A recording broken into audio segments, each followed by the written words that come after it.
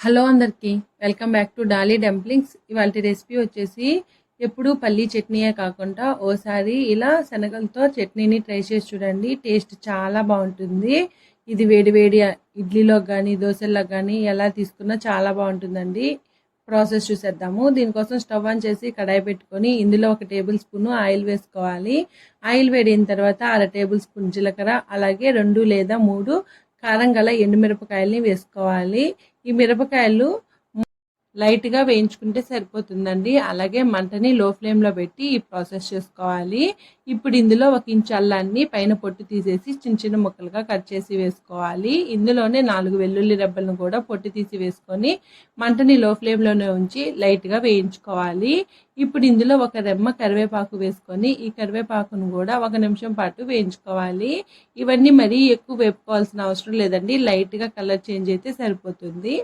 చూడండి, ఈ విధంగా వేపుకున్న తర్వాత ఇప్పుడు ఇందులో కొద్దిగా చింతపండుని వేసుకోవాలి. చింతపండుని మరీ ఎక్కువ వేసేసుకోవద్దండి. పులుపు వచ్చేస్తే చట్నీని తినడానికి అంత బాగోదు.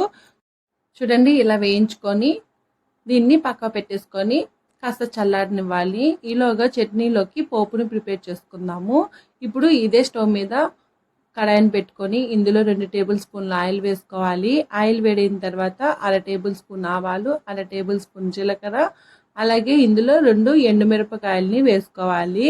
మంటని మీడియం ఫ్లేమ్లో ఉంచి ఇవి కాస్త చిటపటలాడిన తర్వాత 1 రెమ్మ కరివేపాకు వేసుకొని స్టవ్ ఆఫ్ చేసేసుకొని పక్కకు పెట్టుకోవాలి. ఇప్పుడు ఒక మిక్సీ జార్ని తీసుకొని ఇందులో ఒక 50 గ్రాముల వరకు తినే శనగల్ని వేసుకోవాలి. అలాగే మనం ముందుగా వేయించి పెట్టుకున్న మిరపకాయలు, అల్లం వెల్లుల్లిని వేసుకోవాలి. ఇందులోనే ఒక చిన్న సైజు ఆనియన్ తరుగును కూడా వేసుకొని 1/2 టేబుల్ స్పూన్ సాల్ట్ వేసుకొని మూత పెట్టుకొని ఒకసారి మిక్సీ పట్టుకోవాలి. చూడండి, ఈ విధంగా మిక్సీ పట్టుకున్న తర్వాత ఈ పొడిని ఒకసారి బాగా మిక్స్ చేసుకొని ఇప్పుడు ఇందులో ఒక 1/2 గ్లాసు వాటర్ని యాడ్ చేసుకొని మూత పెట్టుకొని మెత్తగా మిక్సీ పట్టుకోవాలండి. ఇందులో మిరపకాయ తొక్కులు అలాంటివి ఏమి కనబడకుండా మెత్తగా ఈ విధంగా మిక్సీ పట్టుకొని దీన్ని ఒక బౌల్లోకి తీసుకోవాలి.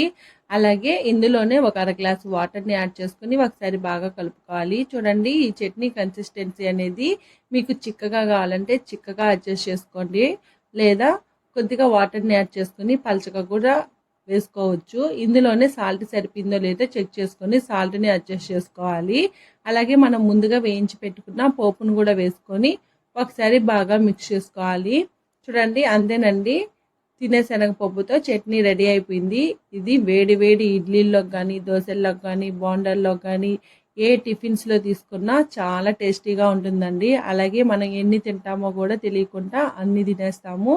చూసారు కదా చట్నీని ఎలా చేసుకోవాలో, ప్రాసెస్ ఏందో.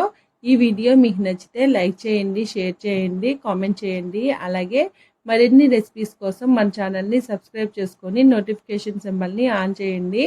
ఈ రెసిపీ మీరు ట్రై చేస్తే మీకు ఎలా కుదిరిందో కామెంట్ చేసేయండి. Thank you for watching.